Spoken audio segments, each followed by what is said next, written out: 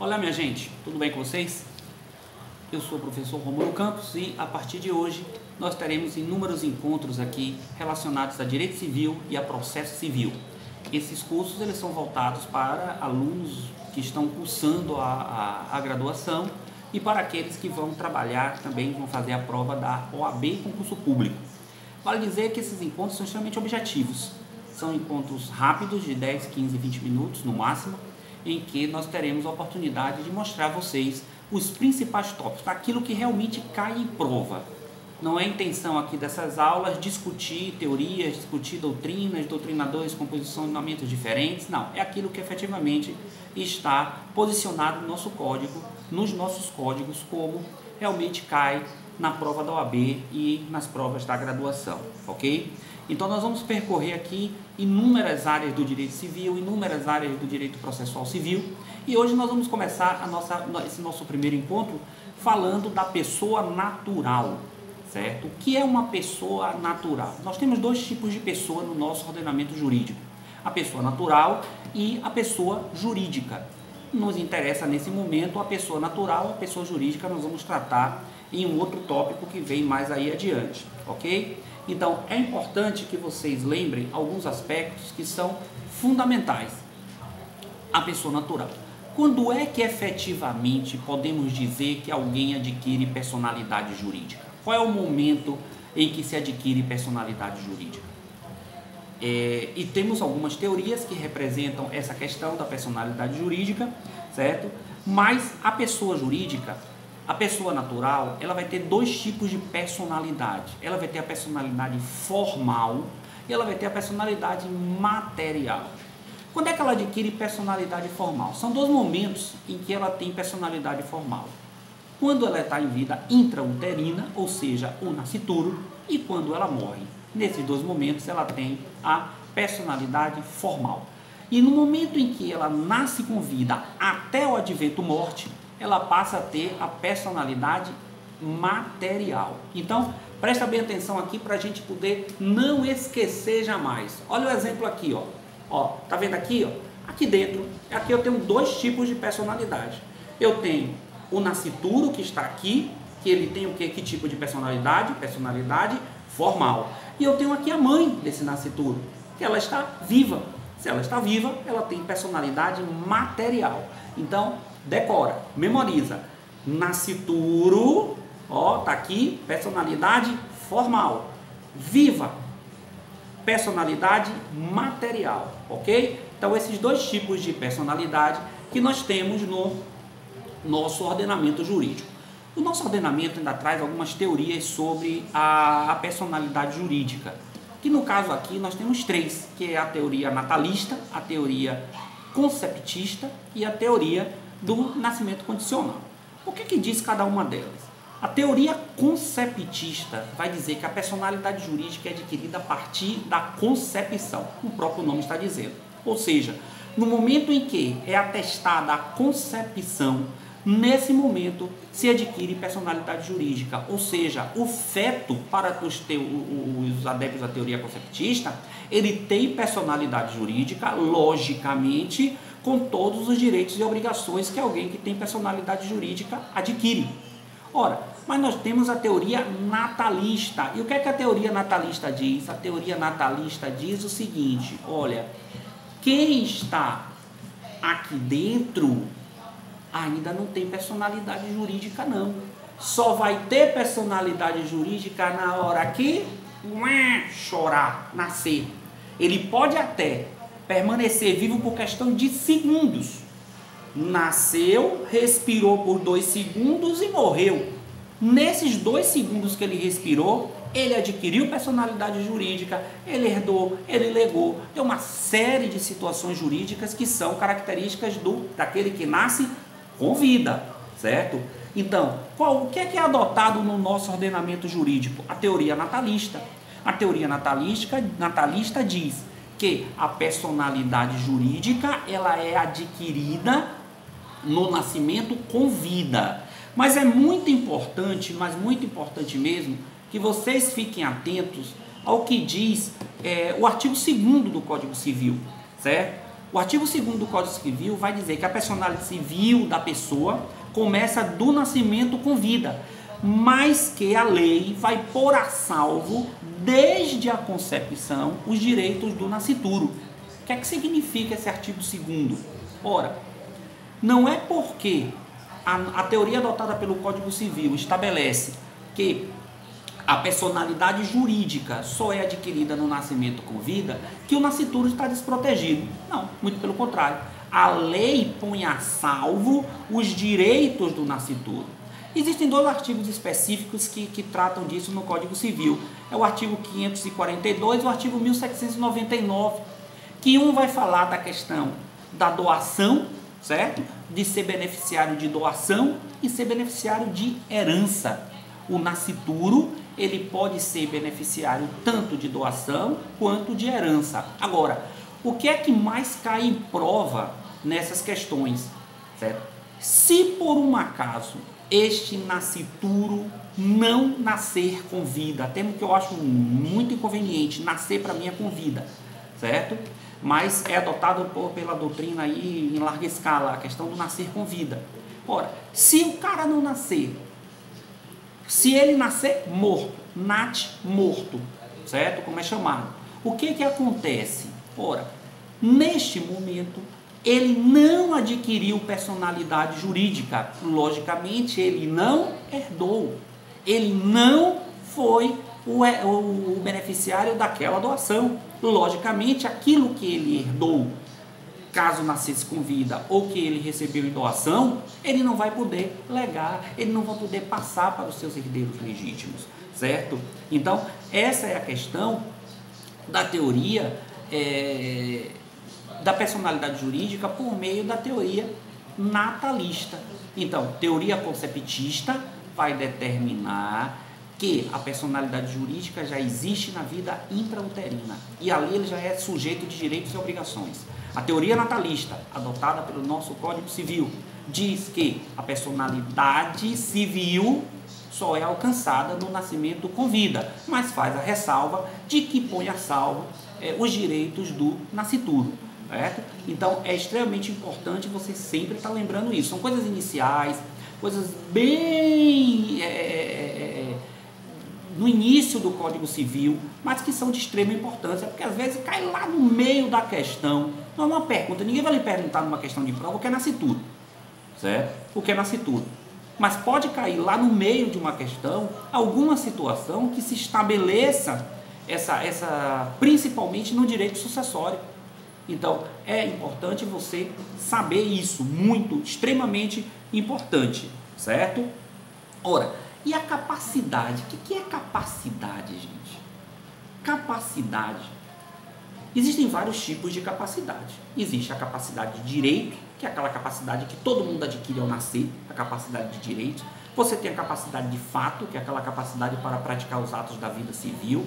Aí vem uma série de outras capacidades, capacidade postulatória, certo? Que não nos interessa aqui nesse momento. Mas toda pessoa, ao nascer, ela passa a ser capaz de direitos e obrigações. Direitos e obrigações, certo? Não vamos errar isso aqui. Olha só. A capacidade, ela é regulamentada por alguns artigos do Código Civil que são bem importantes e que houve uma modificação muito importante, muito determinante agora há pouco tempo, que a gente vai falar dela já, certo? Ora, eu tenho os absolutamente incapazes e eu tenho os relativamente incapazes. Aqueles que não se enquadram em nenhuma outra são plenamente capazes. Ora, preste atenção para você não estudar por livro velho. Os livros mais antigos, eles vão dizer que além, na incapacidade absoluta, além dos menores de 16 anos, existe uma série de incapazes absolutamente ligadas à questão de algum tipo de deficiência, certo? De deficiência. Presta bem atenção. A Lei 13.146, Lei 13.146, conhecida como Estatuto da Pessoa com Deficiência, alterou substancialmente o rol dos absolutamente incapazes. Por que alterou? Porque retirou desse rol dos absolutamente incapazes aqueles que têm algum tipo de deficiência. Quem é que ficou hoje como absolutamente incapaz? Os menores de 16 anos. Então, decora. Quem é absolutamente incapaz hoje pelo Código Civil Brasileiro? Os absolutamente incapazes são aqueles menores de 16 anos.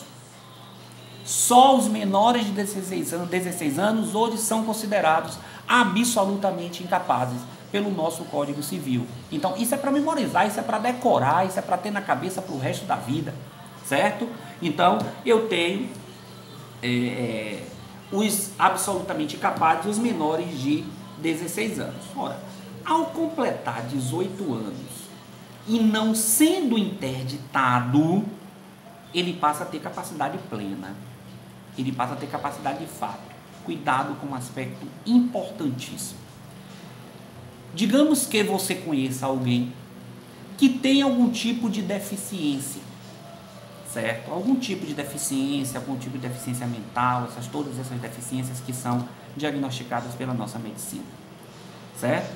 Ora, esta pessoa, apenas por ter a deficiência, é incapaz? Não.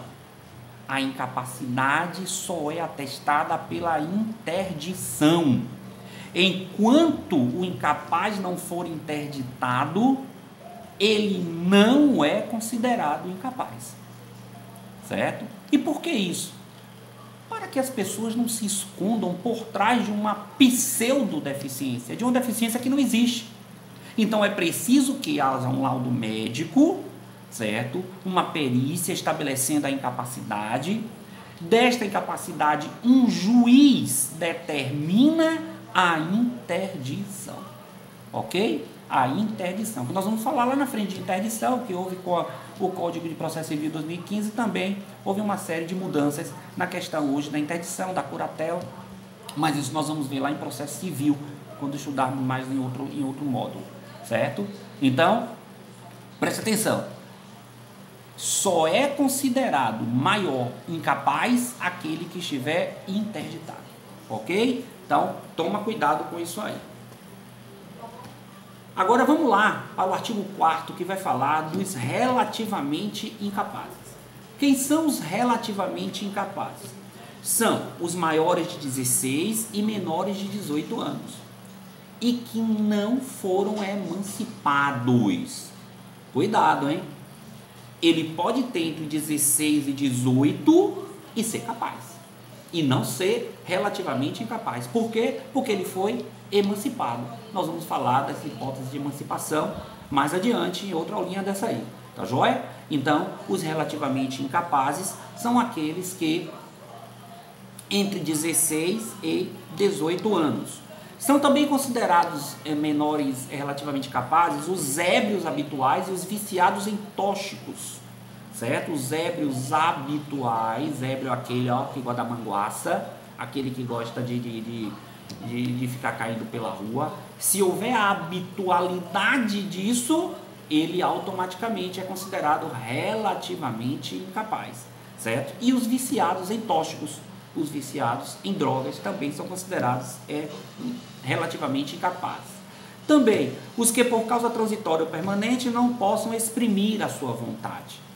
Ou seja, existe um motivo, que seja ou transitório ou permanente, que impeça aquela pessoa de exprimir a sua vontade. Se isso acontecer, ele vai ser considerado relativamente incapaz. E os pródigos? Quem são os pródigos? Pródigo é aquela pessoa que gasta, que dilapida o seu patrimônio de forma inconsequente, em que não estabelece um critério para ser subsistência mínima. Esses são considerados pródigos, certo? Então, a prodigalidade significa o gasto desenfreado e irresponsável, a dilapidação do seu patrimônio, ok? A prodigalidade também depende de interdição. É preciso que a pessoa seja interditada. E aí ele vai ser chamado relativamente incapaz. Só que Esse relativamente incapaz, ele vai dizer respeito aos atos negociais, aos atos que envolvam o patrimônio dele. Ele não vai poder, em hipótese alguma, mexer no patrimônio dele. Aí o pródigo pode casar? Pode. Precisa de assistência ou de representação? Em hipótese alguma. Não. Mas o regime de bens dele vai ser o quê? Vai ser o regime de separação absoluta. Certo? Então, essa é a questão dos pródigos. Ok? E a capacidade plena é o maior de 18 anos que não estiver interditado, ele adquire capacidade plena, certo? E o menor é emancipado. Então, quem é que tem capacidade plena? Veja que nós estamos falando aqui de capacidade plena para os atos da vida civil, certo? Porque existem outros tipos de capacidade que só são adquiridas com determinada idade. Ou seja, o cidadão, para ser candidato a senador, presidente da República, precisa ter um mínimo de 35 anos de idade, certo? Mas essa capacidade plena que nós estamos falando aqui é a capacidade prevista no Código Civil para a prática dos atos da vida civil, ok? Vamos embora. E o fim da personalidade jurídica? Quando é que ocorre o fim? Quando é que a pessoa deixa de ter personalidade jurídica? Primeiro nós vamos dizer o seguinte, olha bem, quando a pessoa morre, ela retorna a que tipo de personalidade? Personalidade formal. Personalidade material quando ela está viva. Morreu, ela retorna ao status de personalidade formal. Lembrando que o morto também tem sua proteção constitucional. O morto também tem o direito à proteção em alguns aspectos que nós vamos falar mais adiante, certo? Eu tenho dois tipos de morte. Eu tenho a morte real e a morte presumida. O que é a morte real? A morte real é quando existe a constatação, a existência de um corpo, do cadáver. Ou seja, a morte ela é atestada presencialmente. Eu estou diante da morte real. Eu tenho também a morte presumida, certo? O que é a morte presumida? O Código traz algumas hipóteses de morte presumida. São situações em que não existe o corpo. Não existe o corpo. A pessoa desaparece, nós vamos ver as situações aqui, e precisa se determinar se essa pessoa está morta ou não. Por quê? Porque muitas vezes deixou patrimônio, é preciso que esse patrimônio seja efetivamente distribuído aos seus herdeiros, mas é preciso que se determine a morte presumida, certo? E quais são os tipos de morte presumida? A primeira é o desaparecimento em risco. Como é que funciona o desaparecimento em risco? É quando uma pessoa desaparece depois de um fato, de um acontecimento que incontestavelmente caracteriza a sua morte. Ou seja, imagine que uma pessoa sofre está dentro de um avião, este avião ele cai no mar e depois de inúmeras buscas não se encontra nenhum corpo. Ou seja, presume-se que essa pessoa esteja morta. Então, é o desaparecimento em risco. Agora, nós temos também o desaparecimento, uma coisa importante. Para você arguir a morte presumida e desaparecimento por risco, não há necessidade de prazo, de tempo. A qualquer momento pode ser arguída. Quer dizer, o avião caiu hoje. Caiu num lugar inacessível.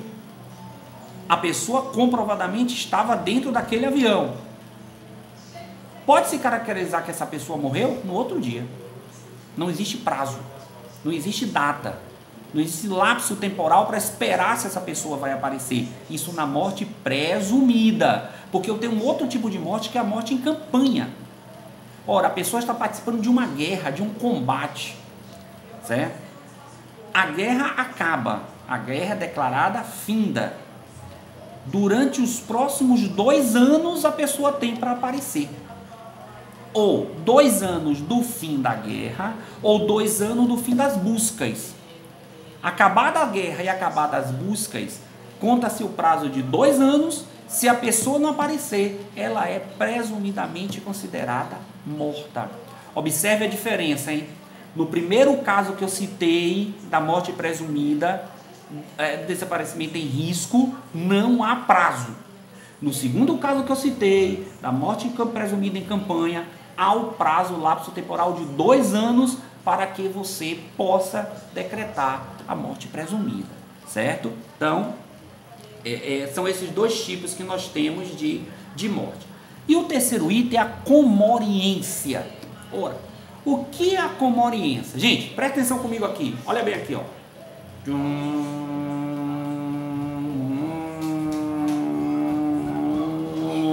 Pô! Caiu o avião no mar. Quem é que estava dentro? Jurek e Giane. Casados entre si, com patrimônio grande. Morte presumida em risco. Precisa de prazo? Não. Os herdeiros lá, ó, já vai tudo para cima. Já vai tudo para cima para querer se apossar do patrimônio, não é verdade? Só que aí você pensa, quem morreu primeiro? Caiu no mar. Como é que vai atestar que morreu primeiro? Então, quando existe a impossibilidade de determinar que duas pessoas na mesma linha sucessória, essas duas pessoas morreram e não é possível se estabelecer quem morreu primeiro, se estabelece o processo da comoriência, que se determina que os dois morreram juntos, no mesmo momento. Qual é a importância disso para o direito? Para o direito das sucessões. E isso é importante por qual motivo? Porque se atestar que um morreu primeiro, o outro herdou. E vai desencadear um processo sucessório diferente de se atestar que os dois morreram juntos. Por quê? Porque se Jurek morreu primeiro, Giane morreu depois, ou seja, Giane herda aquilo que Jurek deixou e vai transmitir para os seus na linha sucessória. Se ocorre o contrário, se quem morre primeiro é Jurek, quem morre primeiro é Giane, Jurek vai herdar e vai transmitir dentro também da sua linha sucessória. Por isso que o legislador mandou muito bem quando estabeleceu a comoriência, que é quando não se tem como estabelecer o momento em que as pessoas efetivamente faleceram. Lembre-se que a comoriência, ela só é importante quando se está falando de duas pessoas que estão na mesma linha sucessória. Ok, minha gente? Esse é o nosso primeiro encontro. Vem mais por aí. Um abraço, até a próxima.